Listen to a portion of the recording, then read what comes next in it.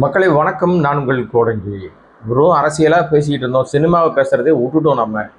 ஆனால் இன்னைக்கு சினிமாவை பற்றி பேசக்கூடிய ஒரு விஷயம், மிக முக்கியமான ஒரு விஷயம் வந்திருக்கு. என்னென்னா, கருப்புன்னு ஒரு படம், சூர்யாவுடைய படம். அந்த படம் ரிலீஸ்க்கு அன்னைக்கு ஒரு பெரிய சர்ச்சையில் மாட்டுச்சு. ரிலீஸ் ஆகுமா ஆகாதான்னு பெரிய பரபரப்பு. ஏன்னா அதன் மேல் பெரிய கடன் சுமை இருந்துச்சு. கடைசி நேரத்தில் அந்த படத்தை காப்பாற்றுவது யாருன்னு தெரியாத அளவுக்கு பெரும் சிக்கல் இது. ஓகே ரைட், நானே காப்பாற்றுறேன்னு கதாநாயகரே சூர்யாவை முன் கிட்டத்தட்ட ஒரு 50-55 கோடி ரூபாய்க்கு அவரே பொறுப்பேற்றுக்கிட்டார். இந்த கடன் சுமையில் அவரே பொறுப்பேற்றுக்கிட்டார். சம்பளத்தை விட்டு கொடுத்தார்.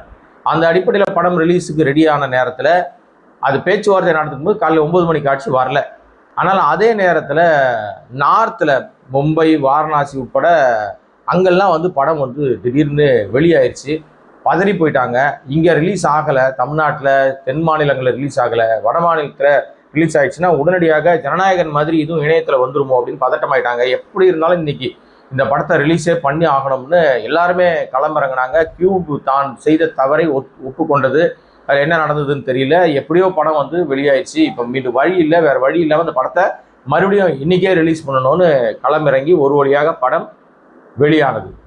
படம் வெளியாகி இன்றோடு 3 நாட்கள் ஆகிறது. படம் எதிர்பார்த்த அளவுக்கு பெரிய வெற்றியை பெற்றிருக்கிறதா அப்படின்னு சொல்லி எல்லாரும் பார்க்கும்போது, உண்மையிலேயே இந்த படம் சூர்யாவுடைய கெரியர்லேயே 3 நாட்களில் வெளியான 3 நாட்களிலே கிட்டத்தட்ட 120-130 கோடியை தாண்டி வசூல் செய்திருக்கிறது. பெரிய சாதனை தான். படத்தோட கதைன்னு பார்த்தீங்கன்னா ஒன்றும் பெருசாக கிடையாதுங்க. ரொம்ப சாதாரணமான ஒரு கதை. கேரளாவிலேருந்து சென்னைக்கு வருகிற மகளுடைய வியாதிக்கு ஆப்ரேஷன் பண்ணுறதுக்காக கொஞ்சம் நகையோடு வருகிற ஒரு கேரளா பீப்புள், ஒரு அப்பாவும் பொண்ணும் நடுவழியில் அவர் ட்ரெயினை விட்டு இறங்குறாங்க. நள்ளிரவில் அங்கே அந்த நகைகள் கொள்ளையடிக்கப்படுது. வழக்கம் போல் நம்முடைய போலீஸார் அதை கண்டுபிடிக்கிறேன்றாங்க. அப்புறம் கண்டுபிடிக்கிறாங்க. அதுலேருந்து கொஞ்சம் நகையை எடுத்துக்கிறாங்க. நீங்கள் ப்ராப்பர்ட்டி ஆஃப் டாக்குமெண்ட்ஸ்ன்னு சொல்லி கோர்ட்டில் தான் அதை நீங்கள் போட்டு அந்த நகையை திருப்பி எடுக்க முடியும்னு சொல்லி கோர்ட்டுக்கு அலைய விடுறாங்க. கோர்ட்டில் ஆர்ஜே பாலாஜி தான் வக்கீல். அவர் நினைக்கிறதெல்லாம் அந்த கோர்ட்டில் செய்ய முடியும். நீதிபதிகளே அவர் விலைக்கு வாங்கி வச்சிருக்காரு. அவர் செய்வது தான் சட்டமாக இருக்குது. யாரும் அவரை மீறி அந்த நீதிமன்றத்தில் எதுவும் செய்ய முடியல. அப்படி இருக்கும்போது அந்த கோர்ட்டுக்குள்ள தான் திரிஷா ஒரு வழக்கறிஞராக இருக்கிறாங்க. ஒரு அமைச்சருக்கு எதிராக ஒரு பாலியல் புகார் வருது. அந்த புகாரில் சம்பந்தப்பட்ட பெண்ணுக்கு எதிராக வழக்கு நடத்துவதற்கு எந்த வக்கீலும் வரமாட்டேங்கிறாங்க. இப்படி எல்லாம் பெரிய சிக்கல்கள் ஓடிட்டு இருக்கும்போது அந்த பெண்ணுக்கு எதிராக எப்படி திரிஷா ஆஜரானார், அந்த இடத்துல சூர்யா எப்படி வக்கீலாக உள்ள வந்தார், அந்த நீதிமன்றத்துக்குள்ள ஒரு எல்லா நீதிமன்றத்துக்குள்ளேயும் பார்த்தீங்கன்னா ஒரு கோயில் இருக்கும், ஒரு இந்து மத கடவுள் இருக்கும், அப்புறம் இஸ்லாமிய இருக்கும், என்னென்னமோ எல்லாம் மும்மதங்களும் சம்மதம்னு வச்சுட்டு அவரவர் கடவுளை வணங்கிட்டு போய் எப்படியாவது கேஸில் ஜெயிக்க கொடுப்பா, எனக்கு ஒரு நல்லது நடக்கணும்னு வேண்டுகிறவர்கள் ஏராளம் பேர். அது மாதிரி இந்த கோர்ட் வளாகத்திலையும் ஒரு கருப்பு சாமி சிலை ஒன்று இருக்கும், ஒரு கோயில் இருக்கும். ரொம்ப சக்தி வாய்ந்த கடவுள். இங்கே என்ன நினச்சிக்கிட்டு மிளகா அரைச்சின்னா உன் தலையில் எவனும் மிளகா அரைக்க முடியாத அளவுக்கு உனக்கு வெற்றி கிடைக்கும்னு ஒரு விஷயத்தை வச்சு கதை நகரும்.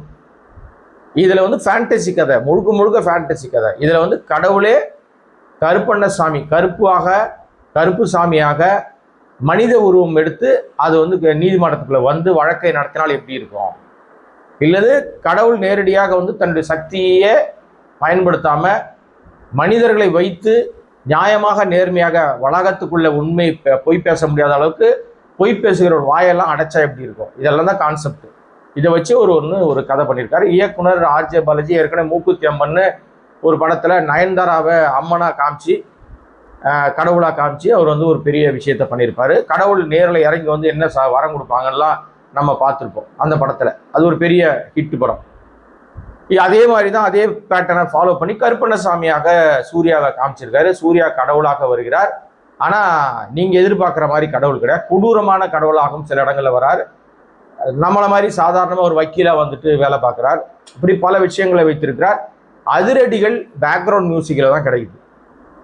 கூஸ் பம்ப்ஸ் செகண்ட்ஸ் அப்படின்னு சொல்லுவோம்ல, சூர்யாவுடைய அந்த கதாபாத்திர தேர்வும் அவர் ரொம்ப நேரம் கழிச்சு தான் வராரு. ஒரு ஹீரோவே 1/2 மணி நேரம் கழிச்சு தான் வராரு படத்தில். அப்புறம் அப்பப்போ வராரு, அப்புறம் காணா போயிடுறாரு.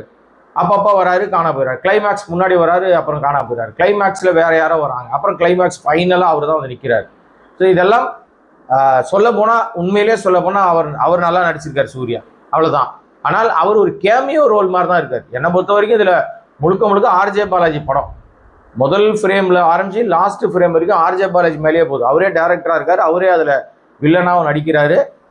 அவருக்கு தேவையான அளவுக்கு அந்த மசாலா, உப்பு, புளி, காரம்லாம் சேர்த்துக்கிட்டாரு. அவருடைய படமாக தான் பார்க்கப்பட்டுச்சு. ஆனால் சூர்யா ஹீரோன்னு சொன்னதுனால சூர்யாவுடைய ரசிகர்களுக்காக அங்கங்கே ஒரு பாட்டு வச்சுருக்காங்க, அடிதடி சண்டை வச்சுருக்காங்க.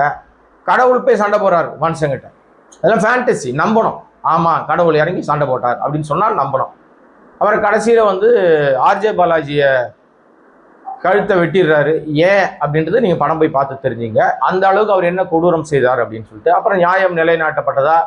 நம்மலாம் கனவு காண்றோம்ல, நீதிமன்றம் வந்து எப்பவுமே அழுக்கடைஞ்சிருக்கும், கேவலமாக இருக்கும், எலி ஓடிக்கிட்டு இருக்கும், அது பண்ணிக்கிட்டு இருக்கோம், இது கொடூரமாக இருக்கும், பழைய பாழடைஞ்ச கட்டளை தான் நீதிமன்றங்கள் செயல்படும் அப்படின்னு இருக்கும்ல.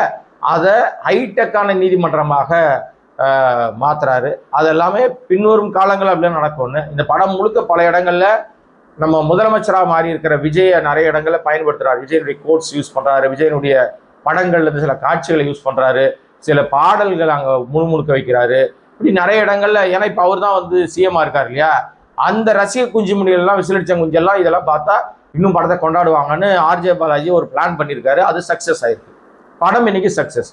3 நாள்ல 130, 140 கோடி, 200 கோடியை நோக்கி ஓடிக்கிட்டு இருக்கு படம். உண்மையிலே வேற படம் இல்லை. அவருடைய கெரியர்லயே வந்து சமீபத்தில் மிகப்பெரிய பொருட்செல்ல வந்த படம் கங்குவா. அது 100 கோடி தாண்டறதுக்கு நாக்கு தள்ளிடுச்சு. பெரிய லாஸ் அந்த படத்துல. அதுக்கு முன்னாடி படங்களும் பெருசா வந்து சூர்யாவுக்கு கை கொடுக்கல. ஆனால் கருப்பு அவருக்கு கை தூக்கி விட்டுருக்காரு. உண்மையிலேயே அவர் கடவுள் பேர்ல வந்தாரோ என்னமோலாம் தெரியாது. ஆனால் இந்த படம் அவருக்கு பெரிய பேரை வாங்கி கொடுத்துருக்கு. இதுக்கப்புறம் இந்த படம் வந்து எந்த அளவுக்கு போய் எட்டும் அப்படின்னா, நான் வந்து இந்த பட்ஜெட்டு இவ்வளவு ரூபாய் வருதும், 1000 கோடி போவோம், 500 கோடி போகலாம் சொல்ல மாட்டேன். உங்களுக்கே தெரியும், என்னுடைய ஃபாலோவர்ஸ்க்கு தெளிவாக தெரியும். நான் அந்த எவ்வளோ தூரம் வசூல் பண்ணோம்லாம் நான் சொல்லவே மாட்டேன். ஆடியன்ஸோட நிலைமை தான். ஆனால் ஒரு தயாரிப்பாளர், அமாகிரேஷன் சிவான்னு ஒரு தயாரிப்பாளர் சொல்லியிருக்காரு, இந்த படம் வந்து 300 கோடியை தாண்டி போகும், இப்போ போகிற வேகத்தை பார்த்தா அப்படிதான் தெரியுது அப்படின்றாரு. இதில் வந்து திரிஷாவும் ஒரு கேமியோ ரோல் மாதிரி தான். பெரியாவும் ஹீரோயின்லாம் கிடையாது, அவங்க ஒரு வக்கீல், அவ்வளோதான். சும்மா ஒரு 10 காட்சியில் வந்திருப்பாங்க. ஆனால் அதுக்கு அவங்க ஒரு ஹீரோயினாக இருக்கிறாங்கன்னு சொல்லிக்கலாம், அவ்வளோதான். மற்றபடி வேற எந்த கதாபாத்திரம் மனசில் நிற்கிற மாதிரி எதுவும் கதாபாத்திரங்கள் இல்லை. மொத்தமே 3 பேர் 4 பேரை வச்சு இந்த படத்தை மொத்தமாக எடுத்து முடிச்சிருக்காரு. பெரிய செலவு பண்ணியிருக்காங்க. ஏன்னா ஒரு ஃப்ரேமும் அப்படியே பயங்கரமாக மிரட்டுற மாதிரி இருக்கு. நீங்கள் பாடல் காட்சியெல்லாம் பார்த்தீங்கன்னா அப்படியே வந்து 1000 பேர், 5000 பேர், 2000 பேர், 3000 பேர்னு கண்ணு கட்டிய தூரம் வரைக்கும் ஒரே மனித தலைகளாக இருக்கு. அந்த உடைக்கே தனியாக செலவு பண்ணியிருப்பாங்க. கருப்பு ட்ரெஸ் எல்லாருக்குமே பயங்கரமாக அந்த அந்த அந்த ஆட்டம் பாட்டம், அப்புறம் அந்த கருப்பண்ண சாமி மாதிரியே ஒரு வேஷம் போட்டுன்னு ஒரு ஆடுற விஷயங்கள், அதெல்லாம் பயங்கர கூஸ் பம்ப்ஸ் ஏரியாக்கள். ஸோ எனிவே படம் வந்து சக்க போட்டு படத்துல கதை இருக்கா இல்லையாலாம் கிடையாது. மேக்கிங்ல வந்து ஆர்ஜே பாலாஜி ஒரு வித்தியாசத்தை காட்டியிருக்காரு. அது வேகமா இருக்கு, எங்கேயுமே தொய்வு ஏற்படாத அளவுக்கு ஸ்பீடா, பொய் சொன்னா கூட ஸ்பீடா போறாரு. அது லாஜிக் மிஸ்டேக்னா கூட ஸ்பீடா போயிடுறாரு, நம்பவே முடியாதுன்னா கூட ஸ்பீடா போயிடுறாரு. இப்போ நிறைய விஷயங்கள் வந்து அந்த படத்தில் டைம் ட்ராவல் அப்படி இப்படின்லாம் நிறையெல்லாம் நம்ம பார்த்துருக்கோம்ல. இது வந்து ஒரு மாதிரி வேற மாதிரி படம். நீங்கள் படம் பாருங்களேன், பார்த்தா உங்களுக்கே தெரியும். ஸோ இந்த படம் வந்து நிச்சயமாக சூர்யாவுக்கு ஒரு கம்பேக் படமாக இருக்குமானா இருக்கும். ஏன்னா இப்போ அவர் ஜெயிச்சிட்டார், 100 கோடியை தாண்டிட்டார். 3 நாளில் 100 கோடி, இன்னும் 2-3 நாளில் போனால் 200 கோடியை தாண்டும். அப்புறம் அது வசூல் நிறைய வந்ததுன்னா அவருக்கான மார்க்கெட் நிலவரம் வந்து தக்க வைக்கும். அடுத்து அவரை வச்சு படம் பண்ணுறவங்களுக்கு அது பிரயோஜனமாக இருக்கும். எனவே கருப்பு நிஜமாகவே பார்க்க வேண்டிய படமா அப்படின்னா, படம் வந்து நீங்கள் வந்து 1 டைம் பார்க்கலாம். சில பேருக்கு அது 2 முறை பார்க்கறதுக்கும் தோணும். என்னடா அது புதுசாக ஏதோ ஒன்று சாமி பேரில் வந்து ஏதோ ஒன்று நடக்குது.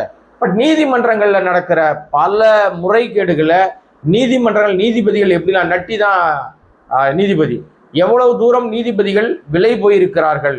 ஆனால் இதெல்லாம் எப்படி வந்து சென்சார் அனுமதிச்சாங்கன்னு தெரியல. நிறைய விஷயத்த நீதிமன்ற நடைமுறைகளுடைய நடைமுறை சிக்கல், நடைமுறை மோசடித்தனம், இது எல்லாத்தையுமே அம்பலப்படுத்தி இருக்கு கருப்பு. எனவே கருப்பு பார்க்கலாம் அப்படின்னு நம்ம யாராவது கேட்டிங்கன்னா பார்க்கலான்னு தான் நான் சொல்லுவேன். எனவே இந்த வீடியோவை சப்ஸ்கிரைப் பண்ணாமல் பார்த்துட்டு இருக்க அன்பு நண்பர்களே, நீங்கள் கோடை வாய்ஸ் சேனலை சப்ஸ்கிரைப் பண்ணி பார்த்தீங்கன்னா இன்னும் பல விஷயங்கள் பேசுவதற்கு வாய்ப்பாக்கலாம். நன்றி, வணக்கம்.